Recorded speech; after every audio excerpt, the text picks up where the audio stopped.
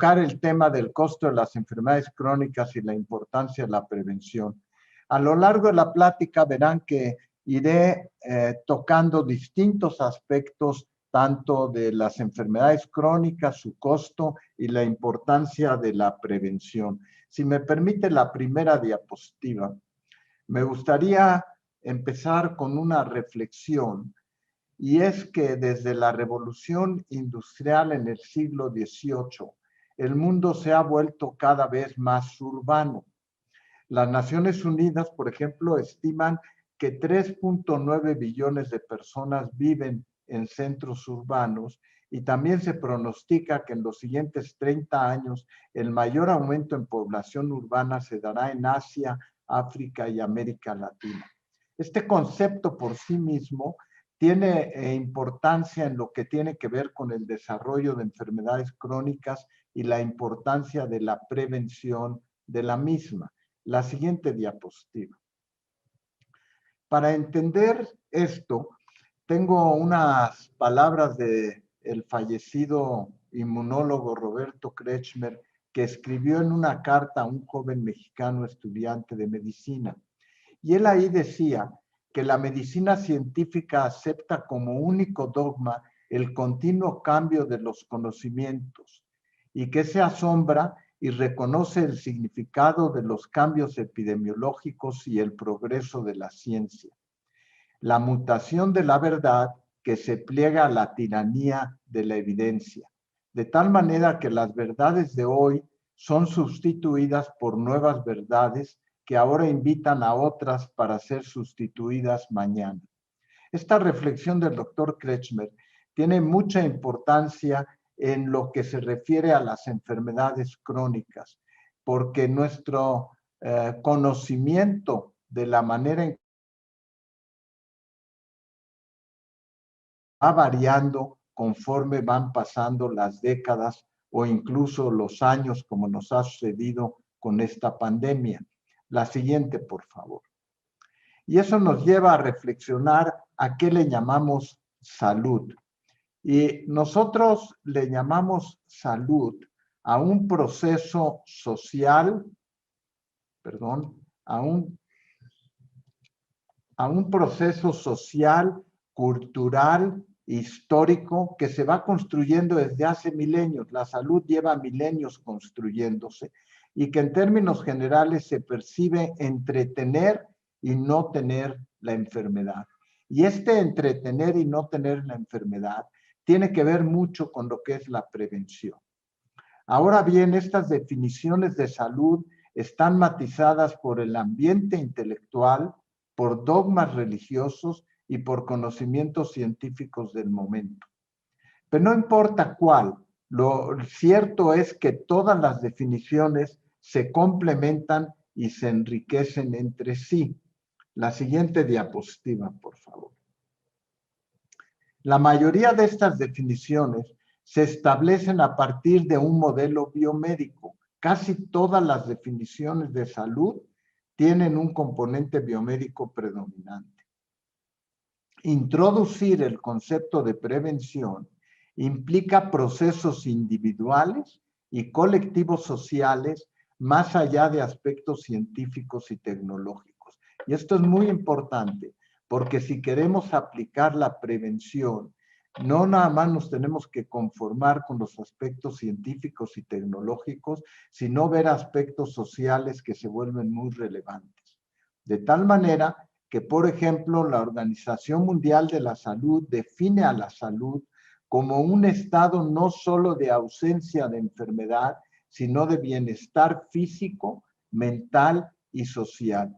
Y entonces, si ustedes recapacitan, no estamos hablando ya nada más de presencia o ausencia de la enfermedad, sino que la salud es un concepto más amplio que tiene que ver con bienestar físico, mental y social, y esos tres aspectos hay que tenerlos en consideración cuando se habla de prevención. La siguiente, por favor. Ahora, cuando hablamos de prevención, hay distintos tipos de prevención. Hay la prevención primaria, que tiene que ver, por ejemplo, con estilos de vida, con la dieta, con la actividad física, con el tabaco, con el ambiente, con el acceso de la posibilidad de acceder a los servicios de salud, etcétera. Pero también tenemos prevención secundaria, aquella persona que ya se enferma y que queremos que no llegue a tener complicaciones, como por ejemplo la obesidad, la hiperlipidemia, las personas que tienen glucosa elevada o presión elevada, que no necesariamente tienen que terminar en fases finales o en mortalidad, sino que podemos prevenirlas una vez en lo que llamamos prevención secundaria que se instala la enfermedad. Y la prevención terciaria, cuando ya aparecen las complicaciones, también hay un lugar a prevención en enfermedades cardiovasculares, diabetes, enfermedad vascular periférica, insuficiencia renal crónica, síndrome metabólico, algunos ejemplos. Entonces hay que entender que prevención es un término mucho más amplio. Decía yo que no nada más es entre estar y no estar enfermo, tiene un componente social y hay posibilidades de intervenir a un nivel primario, secundario y terciario. Y aquí es muy importante el concepto de que la genética y la epigenética son determinantes de la evolución del estado de salud de una persona. Porque ahora entendemos la carga genética, pero también entendemos lo que tiene que ver el medio ambiente con las cargas epigenéticas. La siguiente, por favor. Habiendo dicho eso, déjenme ahora ir directamente al tema de enfermedades crónicas y regresaré después a las medidas de prevención en otro momento.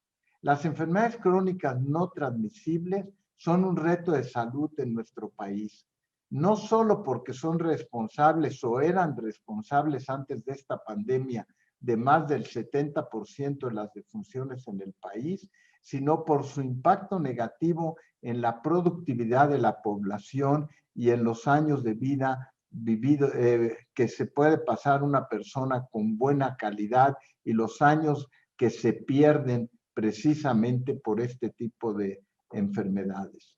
La siguiente, por favor. Entonces, estas enfermedades crónicas no transmisibles se diferencian de otras patologías como pueden ser las patologías infecciosas y requieren de un abordaje multidisciplinario. Y aquí regreso a nuestra definición. Es importante el médico, es importante el paciente y es importante el entorno social dentro de este concepto holístico de lo que es la salud. La siguiente, por favor. Ahora, algo muy importante en las enfermedades crónicas para poder hablar de prevención, de costo y de modelos de atención, es que tienen algunas características las enfermedades. Uno es que son problemas de salud de larga duración. La palabra crónico proviene del término griego cronos, que significa tiempo. Cuando a mí me diagnostican diabetes o hipertensión o insuficiencia renal, son enfermedades que se van a quedar conmigo todo el tiempo y que entonces tengo que recurrir a prevención primaria, secundaria o terciaria. Hay un mito que establece que las enfermedades crónicas no se pueden curar y esto introduce una nueva perspectiva en la que se rompe la armonía y la efectividad. Hay que entender bien qué queremos decir con curar y si una persona puede con una enfermedad crónica vivir su tiempo de vida que iba a tocarle en condiciones normales y sí se puede lograr.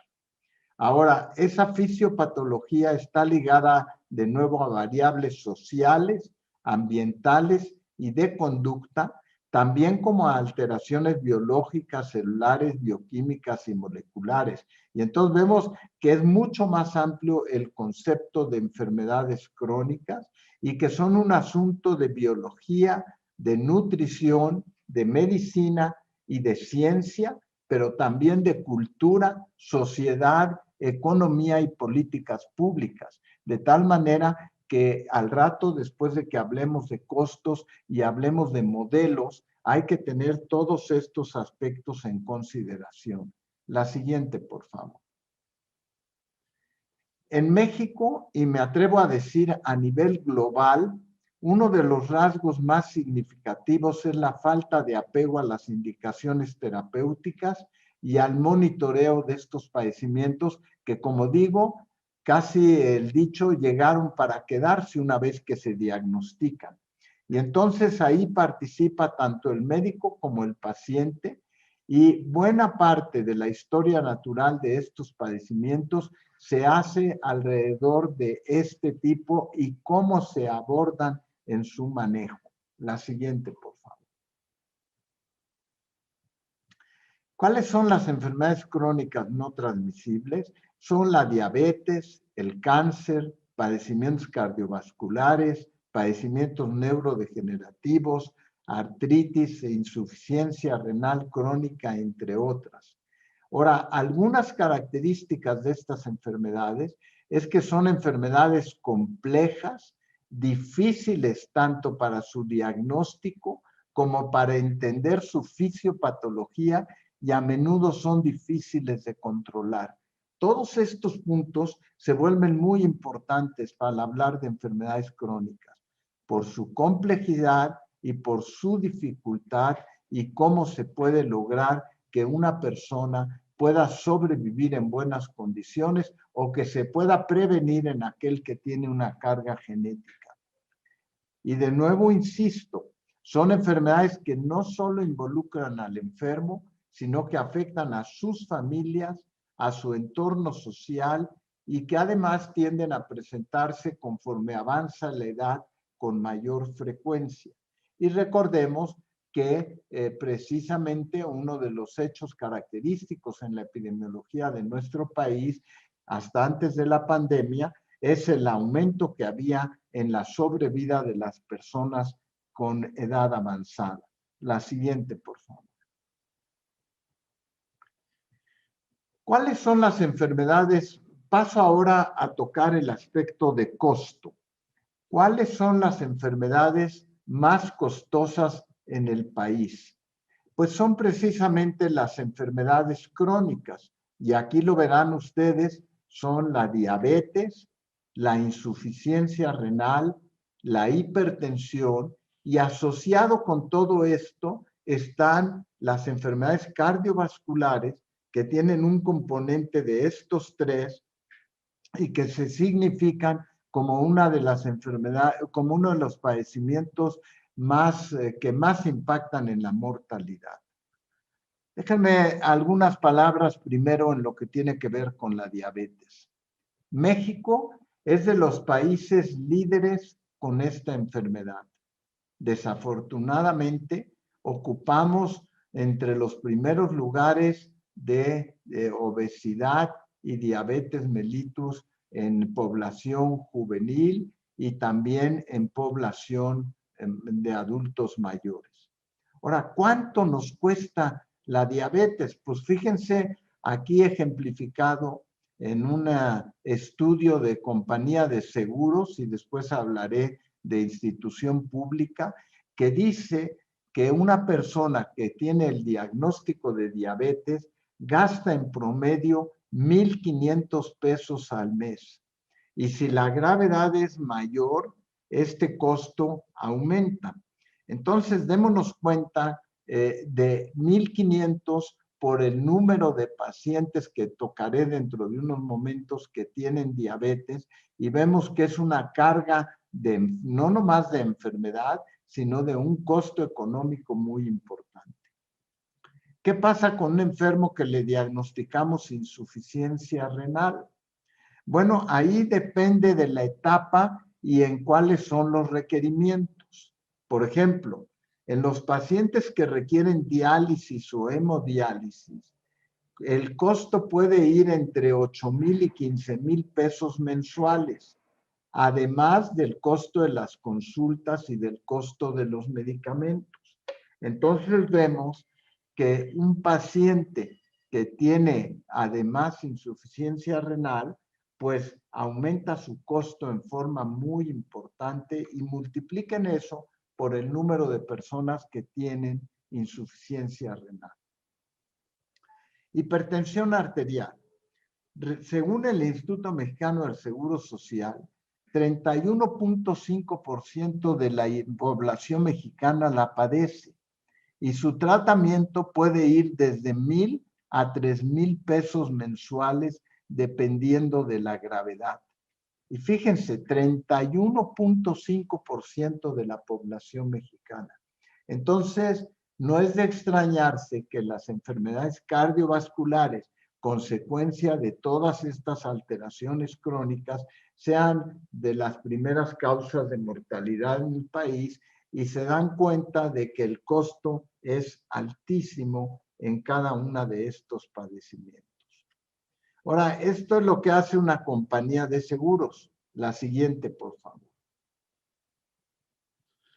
Déjenme mostrarles ahora datos en sector público y ir a una serie de cifras que ponen de relevancia el impacto que tienen estas enfermedades. ¿Qué porcentaje de la población tenía o tiene diabetes mellitus? Y aquí hablamos de casi el 10% en esta estadística. Hipertensión arterial 15.9. Recuerden lo que les mencioné en el Seguro Social, que es mucho más alto. De depresión 10.7. Aquí entra un nuevo padecimiento que es la depresión. Ahora, ¿qué proporción de estos enfermos están en tratamiento? Bueno, pues se fijan, los diabéticos 85% reciben algún tratamiento, pero los hipertensos y la depresión cercano al 70%, pero hay cuando menos un 30% que anda con hipertensión y depresión y no está con ningún tratamiento para ello. En relación a factores de riesgo, 22.4% de la población tiene obesidad y hay reportes todavía de cifras más altas. 36.4% fuma y toman alcohol 41.7%. Entonces, también el propósito de poner esta diapositiva es ejemplificar que no nada más se trata de abordar la enfermedad, sino también abordar el factor de riesgo que la determina. La siguiente, por favor.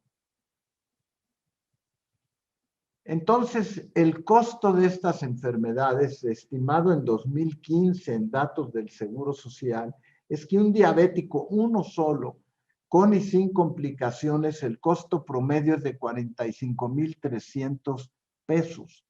El de la hipertensión es de 45,700. Pero vean el de la depresión, es de 61,205 pesos. O sea que son enfermedades muy frecuentes que significan una carga de salud muy importante y significan una carga desde el punto de vista económico muy importante. La siguiente, por favor. Entonces, ¿qué podemos hacer? Ahora pasemos a algunas de las medidas que pudiéramos recomendar para tratar de modificar estos padecimientos y su costo. Primero, generar un entorno favorable para la adopción de un estilo de vida saludable, aquello que hablaba yo de prevención primaria. Segundo, el objetivo es disminuir el porcentaje de casos o en riesgo de tenerla en personas que ignoran la condición y que no llevan a cabo intervenciones para la prevención. O sea, yo trato de que la persona no desarrolle la enfermedad crónica, pero también que si la tiene, puedo prevenir las complicaciones secundarias. ¿Y qué requiero para eso? Requiero atención con calidad para alcanzar los objetivos terapéuticos que reduzcan la incidencia de las complicaciones o que me sirvan para paliar la discapacidad.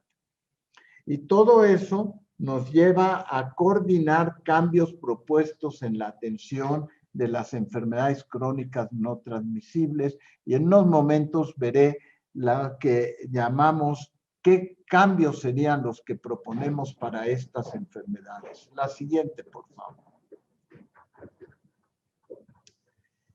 Voy a empezar con qué se puede hacer y tomo como primer modelo a la diabetes mellitus en un estudio de metaanálisis que salió publicado en Lancet en 2002.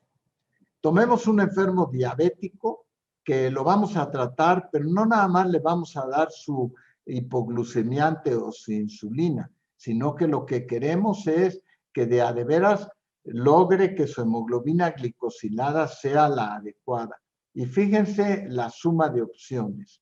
Hay que promover el autocuidado, hay que tener un abordaje a partir de equipos multidisciplinarios, hay que educar al paciente, hay que transferir recursos, no nomás recursos económicos, sino recursos preventivos, el registro electrónico de los pacientes, hay que estar recordándoles para que tengan buen apego, hay que hacer auditorías y retroalimentación, hay que educar a los médicos, hay que recordar a los médicos su papel que tienen en el seguimiento de estas enfermedades, hay que diseñar incentivos financieros y mejorar la calidad de la atención.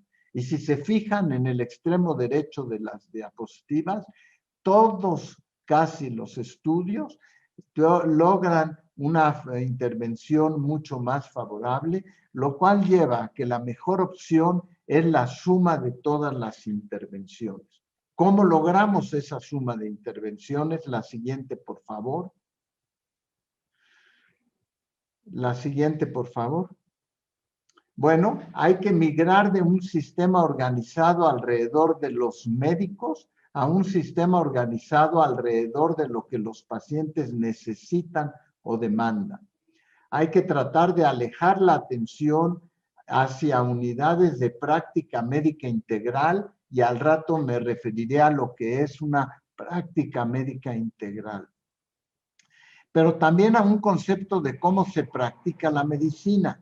No solo enfocarse a una enfermedad y condición, sino al entorno de la enfermedad y sus complicaciones. De tal manera que regresamos de nuevo al concepto de prevención, al concepto de atención con calidad y seguridad de los pacientes. La siguiente, por favor. Y lo que se ha propuesto es un desarrollo de atención integral que permita que en un periodo corto de tiempo se puedan desarrollar las competencias requeridas para prevenir las complicaciones crónicas de estas enfermedades. ¿Y qué se requiere para ello?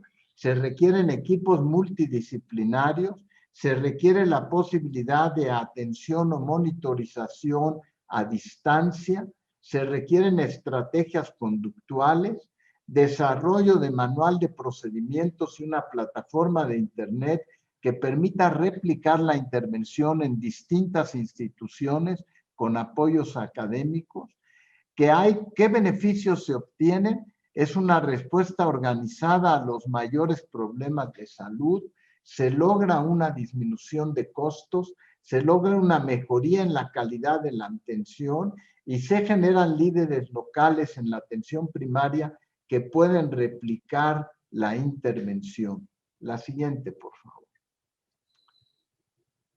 Entonces, la atención centrada en el paciente permite diseñar las medidas de acuerdo a lo que requiere el paciente y no nada más el modelo bioquímico.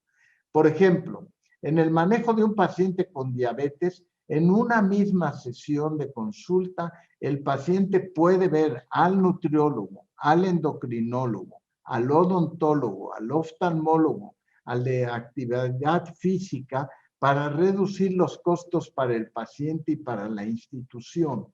Además, esta atención integral favorece un mejor apego al tratamiento y el trabajo en equipo de los profesionales de la salud. Y mejora otras dimensiones de la calidad, como serían la eficacia, la eficiencia y la oportunidad de los tratamientos. La siguiente, por favor.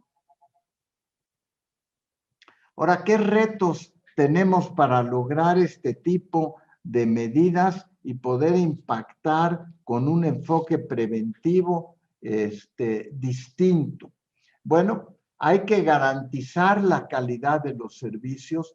Algo en lo que se debe de invertir más es en la calidad de los servicios. La atención es muy heterogénea a lo largo del país y deberíamos de tener fijos algunos conceptos claves que garanticen una calidad mínima pero homogénea en todos los servicios. Hay que garantizar la sustentabilidad financiera para que se pueda brindar precisamente cualquiera de estas medidas que se instalen, y también hay que coordinar entre las distintas instituciones la atención, de tal manera que un paciente pueda ir de un sitio a otro y tener un mínimo de calidad en los servicios. Y muy importante, hay que transitar en el sistema de salud de un enfoque curativo a un enfoque preventivo, de tal manera que ahí la atención primaria se vuelve muy importante. La siguiente, por favor. Entonces, también no nada más es eso, sino que también hay que tener cambios en algunas políticas públicas. A mí no me toca entrar en ese tema, pero las políticas públicas pueden ser distintas. Pueden ser enfocadas a un tópico en particular, es decir, vamos a tratar a los diabéticos, un ejemplo, o a los hipertensos, un ejemplo, o estar enfocada a una población específica, es decir, voy a tratar nada más a los adultos mayores en mi política. O puede estar enfocada a una comunidad distintiva, es decir, voy a ir a las escuelas para establecer una medida de prevención primaria. Entonces, la prevención puede ocurrir en distintos niveles, en tópicos, en población, en comunidades. Pero para todo eso necesitamos preparar profesionales, porque hay una carencia de competencias para implementar medidas preventivas, y eso es muy importante, y tenemos que fortalecer el sistema de atención primaria, que es un sistema que se vuelve muy relevante para el desarrollo de medidas preventivas antes de que aparezca la enfermedad. La enfermedad puede quedarse para aquel profesional especializado, pero el médico al primer nivel tiene una responsabilidad en la atención primaria. La siguiente, por favor. Entonces, más allá de los datos y de las estrategias, ¿qué necesitamos? Necesitamos que se involucren el gobierno o los gobiernos estatales, que se involucren los hospitales, que se involucren los médicos, que participen los políticos, que participen los economistas, los urbanistas, los sociólogos, que los pacientes estén comprometidos, que participen las compañías, las asociaciones civiles y aprovechar además los medios de comunicación. Pero todo este personal, para que todo este personal participe, lo que necesitamos es crear la siguiente diapositiva, por favor. Un movimiento. Porque cuando hablamos de los hechos de cómo se diseña políticas para la prevención, se requieren de movimiento, porque los movimientos son un instrumento muy importante para favorecer el contagio social. Y una vez que una medida se implementa, para que esa medida realmente pueda accesarse y lograrse que se implemente, se requiere un alto compromiso social, y eso es lo que determina lo que yo llamo movimiento más que una acción específica. La siguiente, por favor. Ahora, ¿qué acciones se pueden tomar? Bueno, necesitamos reforzar la educación para la salud dirigida no nada más a médicos y a profesionales de la salud, sino también a la población en general. Hay que entender que educación de la salud es para todos, para los pacientes, para los médicos y personal paramédicos. Y eso nos lleva a la necesidad de desarrollar nuevos indicadores sobre la salud y sobre la calidad de la atención. Esto de la calidad es muy importante porque no es lo mismo que un paciente llegue y sea atendido a que se tenga que esperar 30 minutos o se tenga que esperar 3 horas para recibir su atención. La calidad de la atención abarca muchos conceptos que hay que integrar en las acciones públicas o en las corporativas con impacto comunitario. No importa dónde, pero aquella medida que se implemente tiene que tener trazabilidad y debe de ser posible aplicarla a lo largo de todo el país. La siguiente, por favor. Y entonces, la cultura de la prevención tiene que concebir, y regreso a mis definiciones, no tiene que concebir a la enfermedad no por lo que representa en el momento que se establece la relación médico-paciente, sino que tiene que ser un proceso cuyo efecto tiene que ser valorado a mediano y a largo plazo, pero que se tiene que enfrentar desde el presente. Hoy es importante, pero yo tengo que ver que mi enfermo tiene un entorno que puede tener hijos, puede tener cónyuge, puede tener familiares en los cuales puedo prevenir la enfermedad. Si yo le diagnostico a una persona diabetes, tengo una responsabilidad de ir a buscar si hay diabetes en su núcleo familiar. Y si no la hay, tengo que encontrar medidas para prevenirla. Entonces, no es nada más lo que representa al momento, sino que la medicina preventiva tiene un lugar predominante en el diseño de políticas públicas. No se trata nada más de atender a esa población, sino lograr prevenir a que el resto de su núcleo no desarrolle la enfermedad. La siguiente, por favor. Y entonces, aquí es donde el médico general juega un papel muy importante, porque el médico general entra en contacto con los pacientes aún antes de que tengan la enfermedad crónica y puede establecer la detección temprana y oportuna, puede capacitar y educar a sus pacientes y él mismo, puede facilitarles su actividad y esto tiene un amplio reconocimiento económico y científico y hay que fomentar su perspicacia e interés.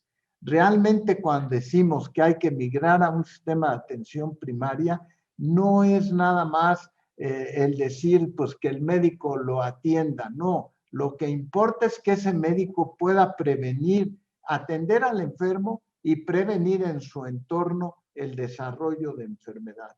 La siguiente, por favor.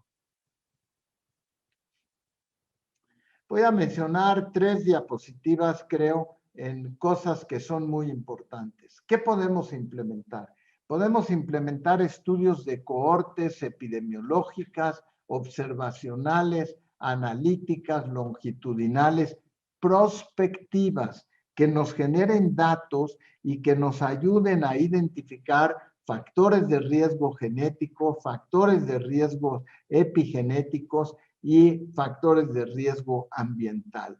Creo que hay un amplio campo para desarrollar, para implementar políticas que tengan que ver con generación de datos de procesos biológicos, psicológicos, sociales. La siguiente, por favor. Y esta, que sería mi última diapositiva, resume gran parte de lo que les he presentado.